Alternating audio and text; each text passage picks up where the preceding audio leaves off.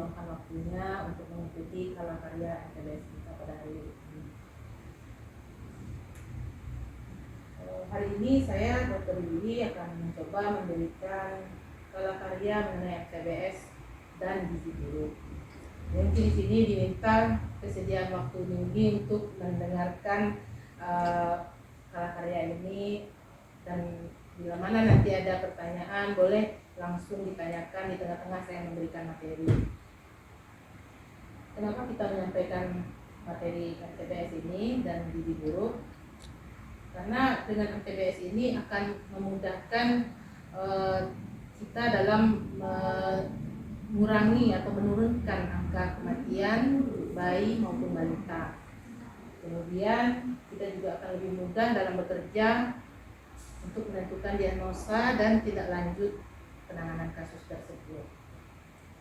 Baik, Yuni, izin saya duduk ya, Yuni ya. Ya, Bu.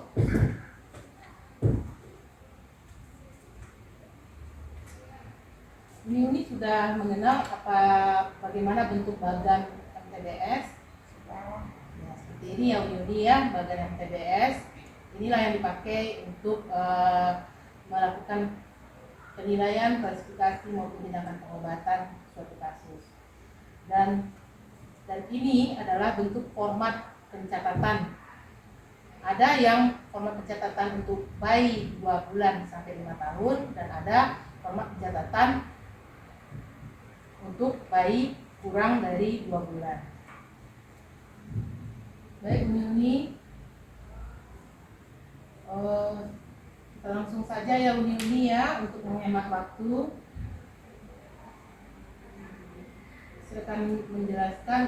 Ini boleh lihat formulir pencatatan balita sakit yang umur 2 bulan sampai 5 tahun ya.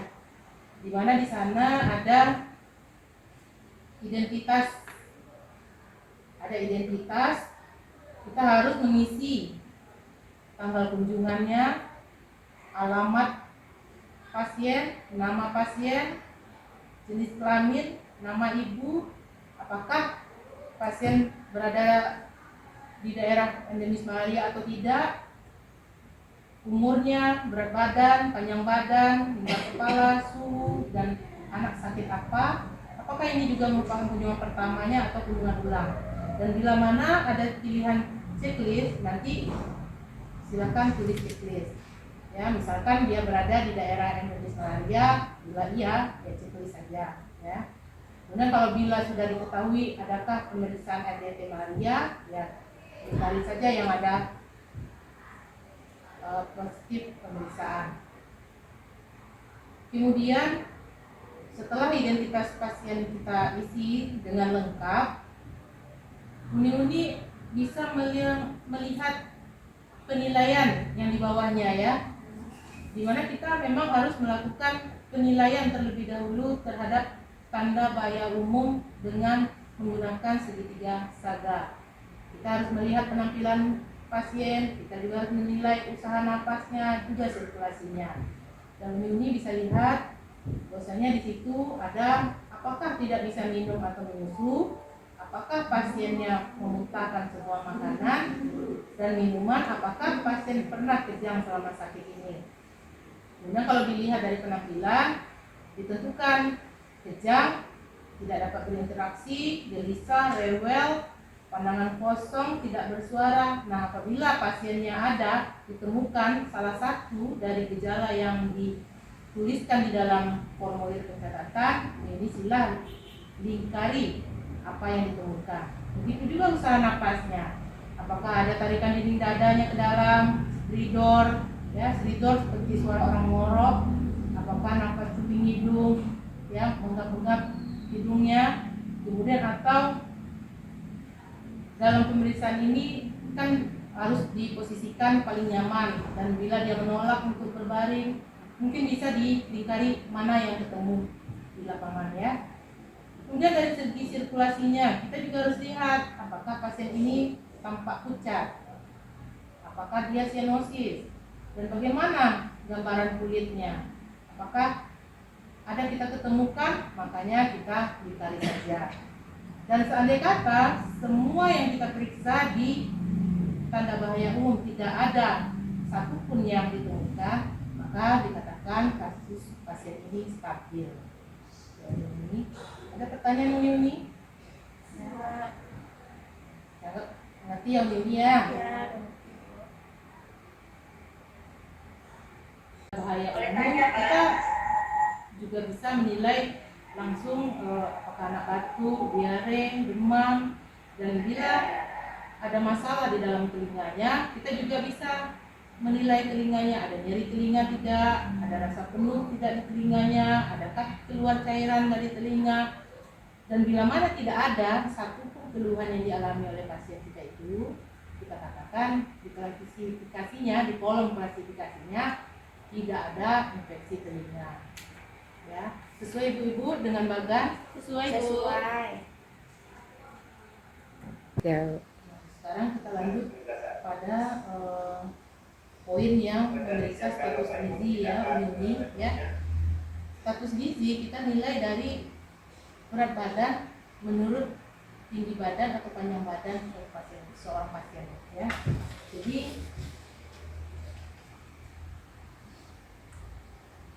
misalkan berat badan menurut panjang badan atau tinggi badannya kurang dari 3 SD, maka status gizi pasien tersebut gizi buruk.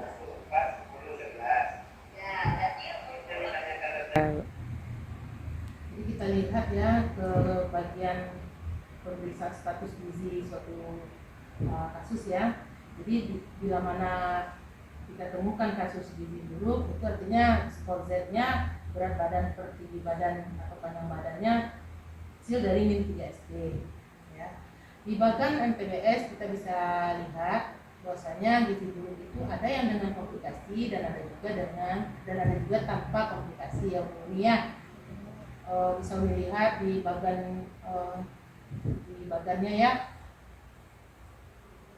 umur 6 bulan sampai 59 bulan, bila ada satu atau lebih tanda di bawah ini seperti udem seluruh tubuh, skor Z-nya kecil dari 3 SD, lingkar lengannya kecil dari 11,5 cm, dan ada salah satu tanda-tanda komplikasi medis seperti anoreksia ya, muntah-muntah terus-menerus, kemudian ada letargi, demam tinggi, pneumonia berat, apalagi anemia berat, atau berat badannya kecil atau kurang dari 4 kg, maka itu sudah kita katakan gizi buruk dengan komplikasi.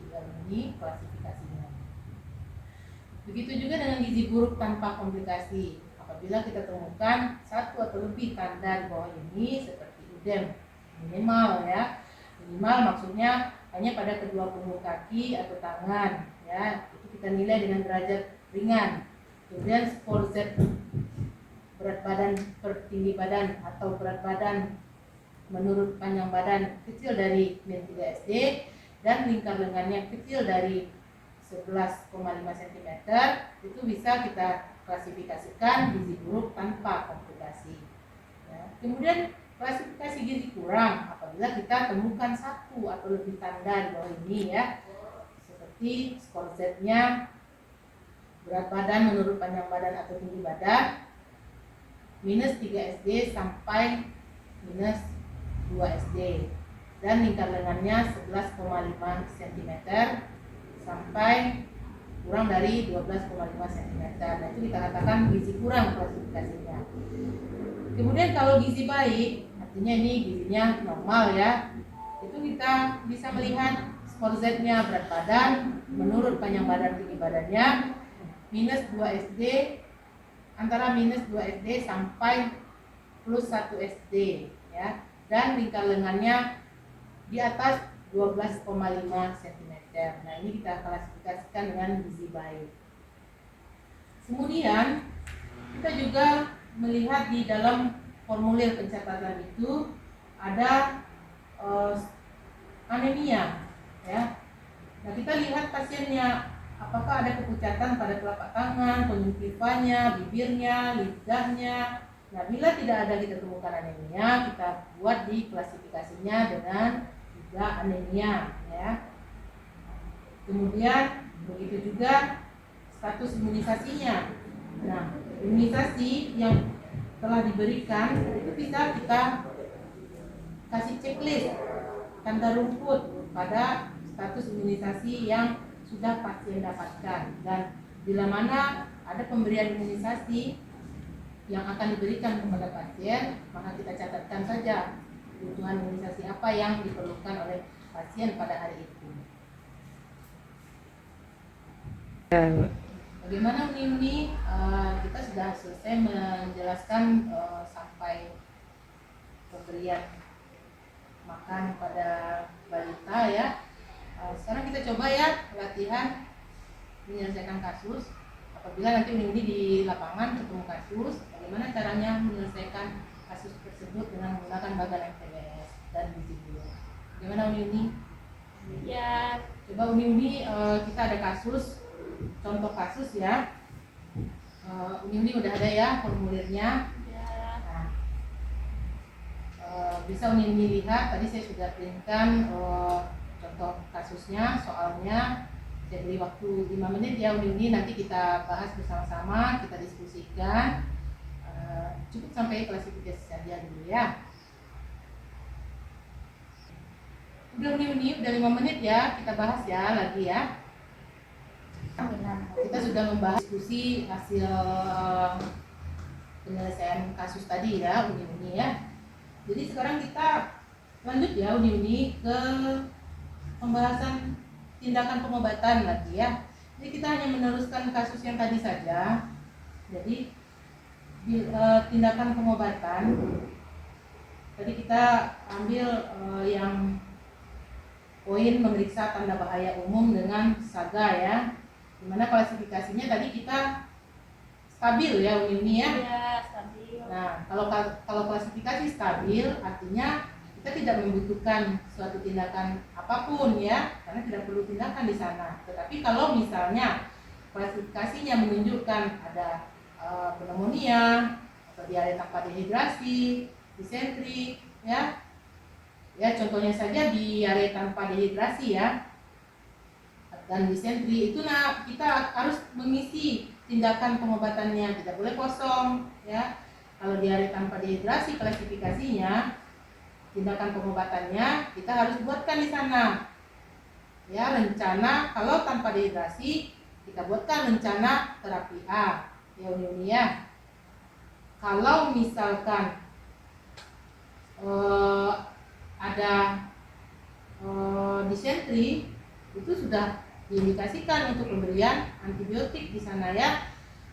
Antibiotik yang menjadi pilihan boleh kotri, moxazol, sirup maupun tablet sesuai dengan dosis berat badan anak yang ini.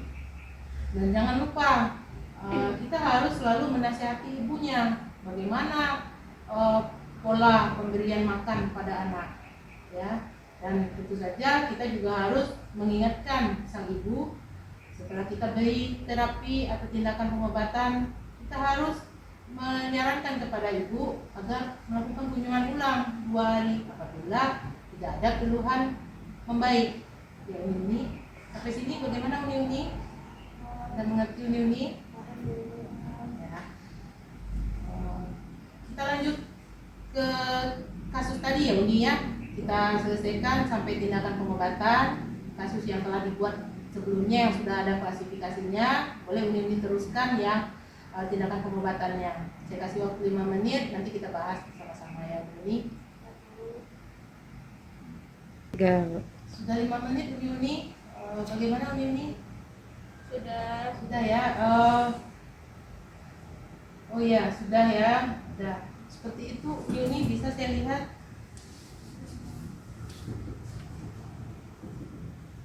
Ya, ini memang begini ya. Ya, udah benar Uni. Seperti itu langkahnya karena mengikuti berpedoman pada bagan MTBS ya Uni. Apapun tindakan yang kita lakukan, kita selalu mengacu pada bagan MTBS.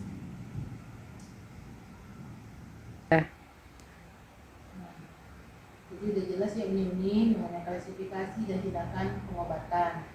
Nah, sekarang kita lanjut kepada pemberian pelayanan tindak lanjut. Nah, andai kata pasien tadi kan kita suruh kontrol ulang. kunjungan ulang kembali 2 hari kemudian.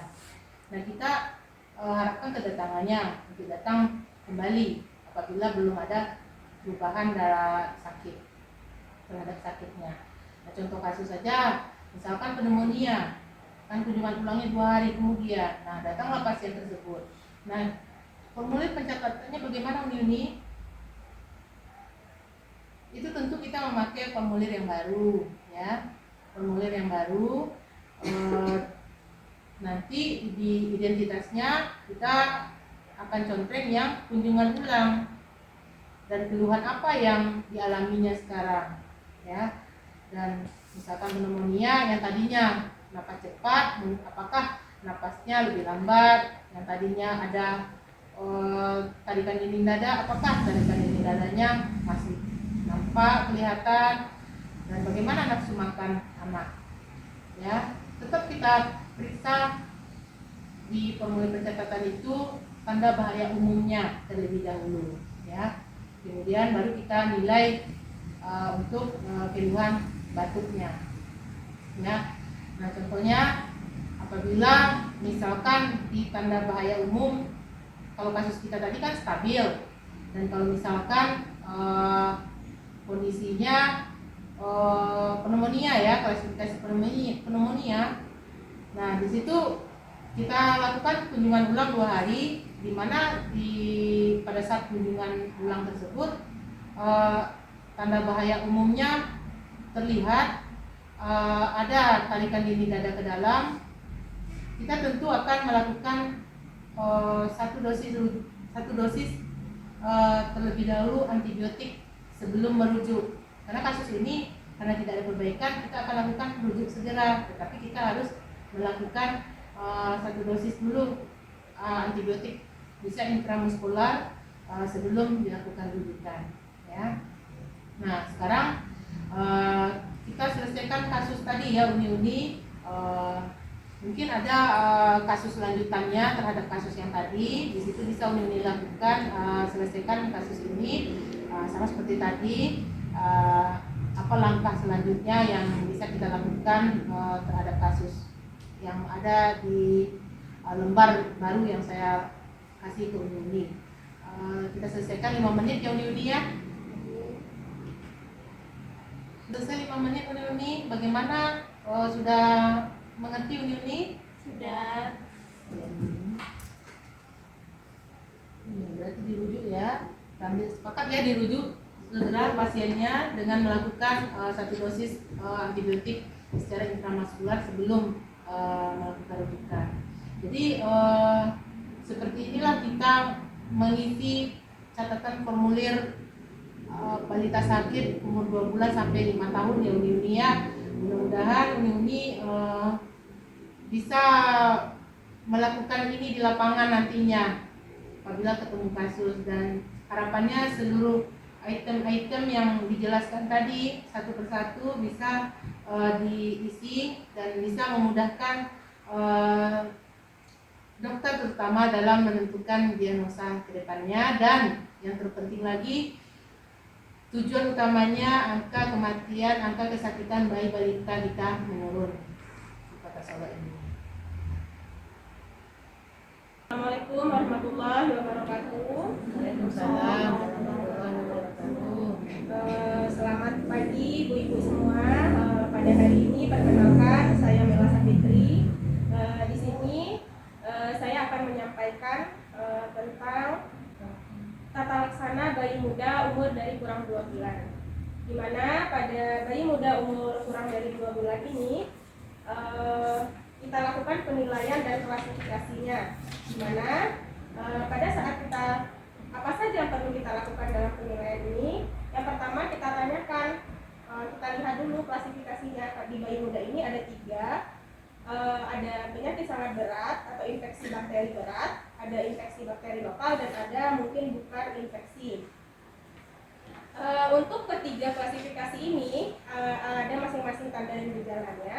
Yang pertama, untuk penyakit sangat berat atau infeksi bakteri berat, kita lihat nih apakah ada, kita tanyakan apakah bayi ini ada biru di sekitar mulutnya. Kemudian apakah bayi ini tidak buang air selama besar dari 48 jam. Kemudian apakah bayinya muntah, kemudian apakah perut bayi kembung dan sulit bernafas, apakah bayi tampak lemah, dan apakah bayi kejang. Ya, jika ada salah satu tanda berikut, maka dikatakan bayi tersebut mengalami penyakit sangat berat atau infeksi bakteri berat. Kemudian untuk infeksi bakteri lokal, di sini ada salah satu tandanya seperti mata beranak sedikit, ada pusat kemerahan, dan ada bustul di kulit.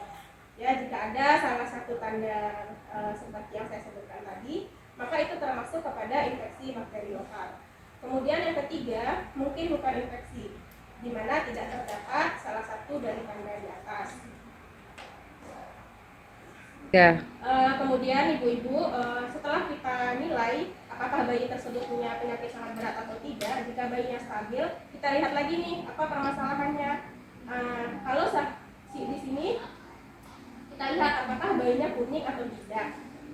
Jika iya, kita tanyakan pada umur berapa pertama kali dia kuning.